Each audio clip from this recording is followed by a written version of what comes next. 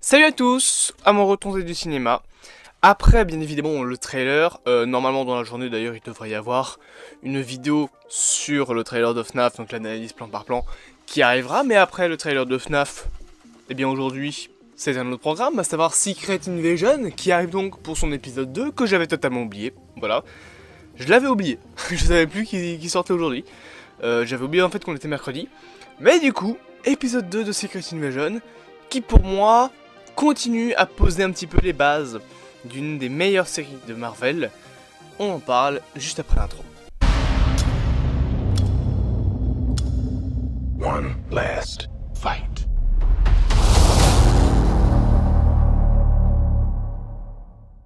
Coup Secret Invasion, donc je rappelle, série donc avec bien évidemment Nick Fury qui va devoir se battre contre les Skrulls. On a eu l'épisode 1 la semaine dernière et aujourd'hui du coup c'est l'épisode 2 qui globalement est assez bon, bien que je ressens quelques petites longueurs on va dire sur l'épisode. Alors niveau mise en scène, il n'y a pas plus de choses intéressantes à en dire, hein, je vais pas vraiment parler de ça dans la série, dans cet épisode. C'est bien, mais il n'y a pas vraiment de scènes qui permettent de réellement mettre en avant tout ce côté justement de mise en scène. Il n'y a pas vraiment de scènes marquantes, il n'y a pas vraiment de trucs importants. Tout le côté par contre avec les Skrulls est toujours aussi oppressant, ça oui il y a toujours, mais il est utilisé aussi beaucoup dans l'épisode pour cacher des trucs, etc.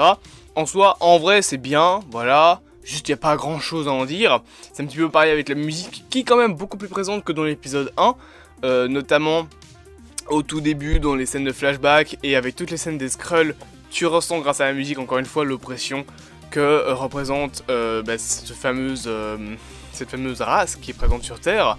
Par contre, chose qui est un peu intéressante quand même, c'est toujours les personnages. Je pense que vraiment ça va être le point positif principal de la série, c'est ces personnages, notamment le personnage de Nick Fury, qui est très bien traité. Alors encore une fois, on te montre vraiment qu'il voulait aider les Skrulls, comme dans l'épisode 1. On te montre enfin la scène de flashback où on nous explique voilà, que Nick Fury promet une planète aux Skrulls, chose qu'il n'a jamais su donner, mais en même temps, il n'a pas réellement eu l'occasion de la donner cette planète.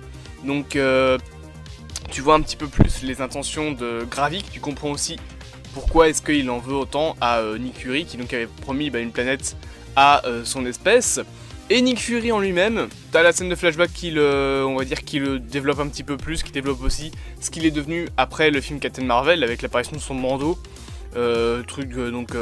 comme il s'est fait griffer l'œil avec le chat là, dans la scène post-générique de Captain Marvel, maintenant il porte un fameux bandeau sur l'œil. Et par la suite, tu as aussi d'autres scènes dans la série en fait, qui développent un petit peu le personnage, notamment sur le fait que tout le monde est en train de lui la mettre à l'envers. Nick Fury se prend des retournées de veste de partout. Tu as premièrement Talos, qui lui avait menti. Voilà, tu as tout le développement d'ailleurs juste avant ça de Nick Fury, qui parle de sa mère, qui parle des jeux qu'il faisait, qui parle un petit peu du racisme qu'il y avait à l'époque, et d'un jeu qui du coup va lui permettre de soutirer des informations à Talos. Et tu te rends compte que Talos a bien menti à Nick Fury quand même. Parce qu'alors que je pense que Nick Fury devait imaginer une centaine de Skrulls dans le monde, il lui annonce qu'ils sont 1 million. Voilà, c'est la population d'un pays, 1 million de personnes. C'est gigantesque. Donc, surtout que pour arrêter 1 million de personnes qui ont des points stratégiques dans le monde, genre, je sais pas moi, chef de l'OTAN, premier ministre britannique, président des États-Unis, des conneries en genre... c'est un petit peu plus compliqué quoi, c'est pas 1 million de mecs lambda, c'est 1 million de mecs stratégiquement placés partout dans le monde. Talos lui-même, alors que c'est un des moins, on va dire, moins importants dans la race des Skrulls, est quand même bien placé. Il est en lien avec le Shield, avec les États-Unis, avec les Avengers. Voilà, je pense que globalement, il est bien. Donc Nick Fury se rend vraiment compte en fait du danger que représentent les Skrulls. Donc c'est le premier personnage à la mettre à l'envers, du coup c'est Talos. Et le deuxième c'est James Rhodes, donc bien évidemment War Machine, qui est présent dans la série, qui pour moi toujours un Skrull, hein, j'avais même fait un short sur la question. Et qui globalement voilà veut dire t'es viré. Voilà, tu es dégagé, tu as foutu la merde en Russie, donc tu as tout ce développement un petit peu dans l'épisode où tout le monde en veut à Nick Fury pour ce qui s'est passé en Russie, pour la mort de Maria Hill, pour l'explosion des 3 bombes, alors que lui de l'autre côté il est là genre non mais j'ai essayé d'arrêter justement l'attentat. Du coup il se fait porter le chapeau, enfin on lui donne la responsabilité de ce qui s'est passé et James Rhodes le vire. Donc après bien évidemment il va pas l'aider pour combattre les Skrulls. Pour moi c'est toujours un Skrull, je le pense toujours. Du coup où est le James Rhodes originel? Bah probablement dans une base Skrull du coup j'ai envie de dire. Mais c'est donc le deuxième personnage à la mettre à l'envers et à faire un retourné de veste on va dire envers Nick Fury, puisque du coup maintenant il se retrouve sans lien avec n'importe quel gouvernement, même le Saber techniquement vu que c'est une base gouvernementale à mon avis des États-Unis, bah, il peut pas y retourner, avec Talos qu'il a abandonné en Russie, avec Maria Hill qui est morte, globalement il est là, Nick Fury il est juste retourné chez lui. D'ailleurs point intéressant, on voit dans cet épisode pour la première fois la femme de Nick Fury, qui du coup est une Skrull. Voilà, ça je ne m'y attendais clairement pas. Il sort avec une Skrull. Voilà, il y a encore un peu ce message raciste, enfin, c'est pas un message raciste, mais c'est un message contre le racisme, dans le sens où on te montre que Nick Fury, bah, il parle du racisme qu'il y avait à l'époque dans les années 50 par exemple, envers les Noirs. Il vient de parler de sa mère et de lui qui étaient un petit peu maltraités bien évidemment. Il vient de parler de la tolérance des êtres humains qui font que 1 million de Skrulls, bah ça s'intègre pas comme ça sur Terre. On ne peut pas cohabiter. Pourquoi? Parce que les humains sont trop cons. Et à la fin on te montre même que Nick Fury, qui a été oppressé par le racisme quand il était petit, bah sort avec une extraterrestre. Et même marié à une extraterrestre. Voilà, j'ai juste ce point que je trouvais intéressant quand même dans la série. Cependant, il y a quand même aussi un autre personnage qui est bien exploité. C'est justement le méchant, Gravik, dont on ne comprenait pas réellement trop les intentions. Dans le deuxième épisode, je trouve qu'on les comprend un peu plus. On te montre beaucoup plus que voilà, il veut sauver son espèce, il veut la Terre parce qu'on lui a promis une planète. Il en veut beaucoup à Nick Fury, il espère le tuer, mais en même temps il veut plutôt le faire souffrir, c'est pour ça qu'il tue Maria Hill et pas Nick Fury.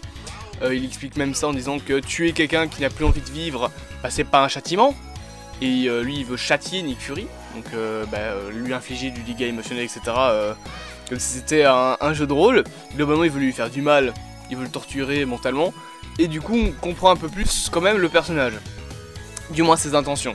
Pas pour ça qu'on va le comprendre, on comprend quand même un petit peu le fait que on leur a promis une planète et ils en ont toujours pas après quoi 20 ans, donc on peut comprendre qu'ils en ont marre.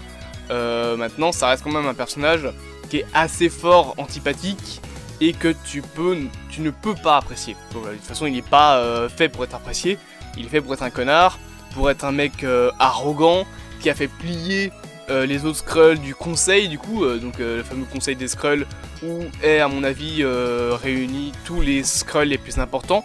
Dedans t'en as un c'est le chef de l'OTAN, t'en as un c'est la première ministre britannique, etc. etc. Et du coup il arrive à les faire plier. Et ça c'est un point que j'ai bien aimé aussi dans le scénario, parce que voilà, je parle des personnages mais ça fait aussi partie un petit peu du scénario de l'épisode. C'est le côté, on te montre réellement l'implication mondiale que ça commence à avoir. Et la troisième guerre mondiale dans l'univers Marvel, elle est à ça. Évidemment c'est aussi États-Unis-Russie, c'est toujours la même chose. T'as le chef de l'OTAN qui essaye de dire non mais faut se calmer. De l'autre côté t'as James Rhodes qui voit toute la merde arriver, qui est censé être juste colonel, et qui en a juste marre. Lui comme il le dit, il a envie de pulvériser la Slovaquie avec son armure. Donc voilà, globalement, tu comprends très bien que c'est le bordel. Et on te parle même à un moment, plusieurs fois en fait dans l'épisode, de comment régler ce problème. Alors on te parle des Avengers. Je sais pas pourquoi, mais la série a l'air de pas vraiment vouloir rentrer dans l'explication de ce qu'ils sont encore là ou pas. Parce que tu as donc le conseil qui dit ouais mais Gravik t'as pas pensé aux Avengers. Et lui il dit si j'y ai pensé, donc ça veut dire qu'ils sont encore là. Mais quand c'est James Rhodes qui en parle, t'as l'impression que les Avengers sont séparés. Donc on sait pas vraiment de toute façon dans l'univers Marvel où se situent les Avengers. Est-ce qu'ils sont divisés? Est-ce qu'ils sont un petit peu éparpillés partout? Est-ce que ça essaye de se remettre en place mais on n'y arrive pas? C'est compliqué depuis Endgame, la politique des Avengers dans le MCU, mais à mon avis ce sera probablement refait, on va dire, reconstruit par la suite, notamment dans Avengers The Kang Dynasty, Par contre, un truc que j'ai bien aimé, c'est, je pense, moi en tout cas je l'ai vu comme ça, un clin d'œil aux comics Secret Wars, étant donné que du coup, quand tu as James Rhodes qui rencontre Nick Fury, enfin qui sont tous les deux dans un espèce de café là, il va t'expliquer, Nick Fury, que les Skrulls ils sont 1 million. Et du coup, comme je l'ai dit, tu as James Rhodes qui dit on a qu'à envoyer les Avengers. Non, parce que les Skrulls peuvent prendre l'apparence des Avengers. Et du coup, foutre encore plus la merde. Parce que si t'as deux War Machine par exemple, comment savoir qui est le vrai? Qui croire? C'est tout le, en fait, c'est tout le principe des comics Secret Invasion. La série, à mon avis, n'ira pas par là parce qu'on sait qu'elle sera différente. Mais en vrai, s'il y a genre une petite équipe d'Avengers qui sont construites par War Machine, ça peut être complètement possible, en supposant que du coup James Rhodes ne serait pas un Skrull, ce serait complètement possible d'avoir un mini clin d'œil aux comics en mode certains Skrulls prennent l'apparence de certains héros comme je sais pas moi, Hawkeye ou des conneries dans le genre, comme dans les comics, et que du coup le bordel commence réellement à devenir à une échelle planétaire. Ça expliquerait aussi pourquoi les Avengers n'ont pas l'air de revenir avant plusieurs années encore. Pourquoi est-ce que Captain America n'est toujours pas un Avengers dans le MCU pour l'instant, du moins Sam Wilson, hein, pas Steve Rogers. Peut-être parce que tout simplement les Skrulls dans la série vont créer une fausse équipe d'Avengers, les faire discréditer, que les gens vont avoir une mauvaise image des Avengers, et comme dans les comics, on peut même avoir les Dark Avengers. Alors ce sera probablement pas la même chose que dans les comics, parce que dans les comics, c'est Norman Osborn qui crée les Dark Avengers après Secret Invasion, c'est compliqué. En gros, il se fait passer pour un, on va dire, héros américain en ayant aidé à la fin de la Secret Invasion, et depuis, du coup, il discrédite les Avengers, il dissout le Shield, il crée Hammer, et il crée les Dark Avengers. Alors, ce sera clairement pas comme ça dans le MCU, parce que de toute façon, Norman Osborn n'existe pas encore dans le MCU. Mais en vrai, on peut se diriger vers un truc ainsi. Secret Invasion, la série, peut peut-être amener à des Dark Avengers. Et les Dark Avengers du MCU, ils sont déjà là. Ils s'appellent pas comme ça, mais ils sont déjà là. Ça s'appelle les Thunderbolts. Donc si ça se trouve, Secret Invasion, c'est directement lié à Thunderbolts par le biais même de ce côté, voilà. Si on intègre les Avengers au problème, les Skrulls n'auront plus de limites.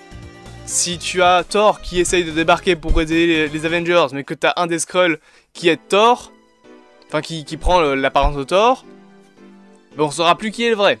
C'est vraiment ça qui est bien dans Secret Invasion. Donc ce côté de Nick Fury qui vraiment commence à devenir parano, qui dit non, faut pas prendre les Avengers, faut pas faire rentrer le gouvernement là-dedans. Parce que de toute façon, qui que ce soit qui fasse quoi que ce soit contre les Skrulls peuvent prendre son apparence. Et du coup le discréditer, lui faire des trucs qu'il ne fait pas réellement, mais pour, on va dire, lui faire porter le chapeau de certaines actions. Donc il n'y a réellement que Nick Fury et Talos, du coup, qui peuvent avoir un impact sur ce que font les Skrulls. Et c'est vraiment le côté que j'aime bien dans la série. Après ça, est-ce qu'il y a vraiment grand chose d'autre à en dire? Pas vraiment. L'épisode est un petit peu lent, mais ça pose les bases. On commence à avoir Sonia, je sais plus comment elle s'appelle, Wilfried, un truc ainsi, je sais plus, qui débarque et qui dit voilà, Nick Fury, tu dégages, moi je vais foutre le sang à 160 degrés sur un Skrull et lui prendre des informations de où est planqué Gravik et tout ça clique. Tu as de plus en plus aussi le côté avec Gaïa, ouais c'est ça son nom, qui sait plus vraiment où se mettre. Est-ce qu'elle doit rester avec Gravik, est-ce qu'elle doit être contre lui? Tu sens qu'elle essaye tout doucement de se détacher de son influence et de revenir du côté de son père. Mais c'est compliqué parce que comme elle est imprégnée dans les rangs de Gravik même, elle sait pas réellement se détacher comme ça, alors elle essaye de foutre la merde un peu partout comme elle peut, d'aider Nick Fury et Talos, mais ça reste le bordel malgré tout, et elle peut pas faire grand chose contre ça. Et Gravik bien évidemment qui monte en puissance, ça va pas l'aider. Donc en conclusion, c'était un bon épisode, que j'ai beaucoup aimé, j'aime beaucoup le ton, j'espère que ça va continuer comme ça parce que c'est vraiment incroyable. Cependant, il est un petit peu long, et en vrai, excepté le côté Gravik et le côté politique, globalement c'est juste la retraite de Nick Fury, puisqu'à la fin de l'épisode il va avoir sa femme. Voilà, globalement c'est juste ça. J'espère donc que cette petite critique vous aura plu, bien évidemment on en fera, je pense pas qu'on en fera un live, mais on rediscutera de tout ça dans le futur, on aura l'occasion. Bien évidemment n'hésitez pas à vous abonner, à partager, à liker et à commenter en me disant en commentaire ce que vous avez pensé de l'épisode 2 du coup de cette fameuse série Secret Invasion. Moi en attendant, et bien écoutez, je reprends mon clap, je vous dis à plus à mon transit du cinéma, passez une bonne journée et on se retrouve bien bientôt pour de prochaines vidéos.